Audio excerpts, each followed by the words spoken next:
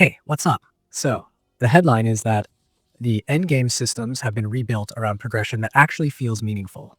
There's a new specializations system, 5 distinct tracks that let you funnel progression into things like crafting, gathering, exploration, combat, and sabotage. And this is meant to sit on top of your existing skill grind, so you're not losing what you've already done. You're instead unlocking powerful traits and passive bonuses that change how you approach late game content. The devs have been pretty explicit that this was a targeted fix to give players long-term milestones and meaningful choices. And the official explanations talk about specialization XP and faction rank systems being integrated into overland activities so you're engaging with the world, not just repeating the same menu grind. Another big systems addition is the augmentation progression. Think of it as gear modding for unique tier 6 loot, where you can slot augments into weapons and armor to push their stats way beyond vanilla caps at the cost of durability.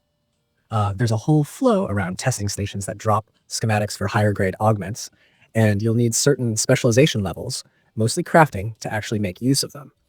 So instead of the usual situation where best in slot gear is a static upgrade, you've now got a route to specialize weapons for a specific role, more damage, different status effects, or utility changes depending on the augment. This also shifts the economy and the meta because augmented, unique tier items can be crafted and traded, which opens up new player-driven markets for top-tier builds. Augments aren't just small stat bumps either. They're a whole new layer of build identity that can define how your character feels in combat and PvE encounters. On the world and activity side, Chapter 3 adds 5 new challenge locations and 5 repeatable testing stations spread across the overland map. And what's important here is that those testing stations scale in difficulty and reward. If you want the really strong augments, you're going to have to deal with tougher fights and more complex encounters. The Landsrod and faction systems were also reworked with the goal of making faction influence and Great House standing something you earn through a wider range of activities. Those rewards now tie directly into specialization XP, so everything feeds into everything else instead of feeling like disconnected systems. The overall design direction here is clearly about pushing players toward exploration and active gameplay rather than background progression bars. One of the most noticeable changes for a lot of players is the removal of base taxes, along with new features meant to help returning players get back on their feet. The old tax mechanic, which many people felt punished casual play, is gone, and in its place are return packages for players who've been away for a while. These give you a bit of a buffer so you can reestablish yourself without immediately feeling behind. The developers have openly said this was about lowering friction and making sure people who step away don't feel locked out forever when they come back.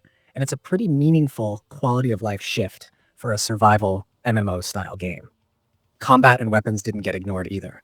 The rapier has been reworked with new moves and defensive options that change how it flows in fights. And there are new weapons like the pyrocket and dual-wielded knives that add more variety to combat styles. On top of that, there are new vehicle and cosmetic variations tied to the optional Raiders of the Broken Lands DLC. That DLC is heavily focused on visuals and building options rather than raw power, bringing in a big collection of smuggler-themed building pieces, decorations, armor looks, and vehicle skins. It's clearly aimed at players who love customizing bases and characters without locking core progression systems behind a paywall. From an onboarding and quality of life perspective, Chapter 3 also sneaks in a lot of smaller but important adjustments.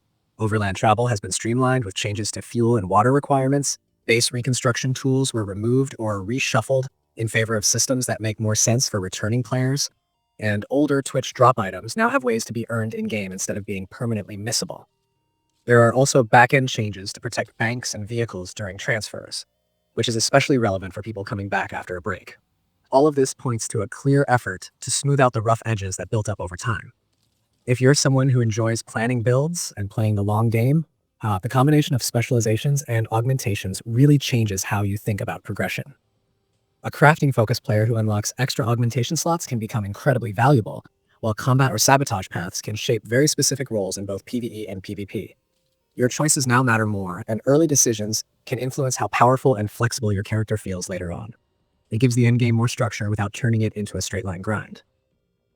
There's also a community event tied into the release window that encourages group participation with shared objectives and milestone-based rewards that unlock as the community makes progress.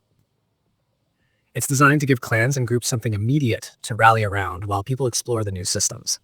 Alongside that, the developers have talked openly about how player feedback from testing influenced the final release, which helps explain why so many changes feel targeted at long-standing pain points. So yeah, that's the long and short of what Chapter 3 brings. You've got a rebuilt endgame centered around specializations and augmentations, new repeatable content to chase, big quality of life changes aimed at returning players, weapon reworks, and a cosmetic-focused DLC packed with building options.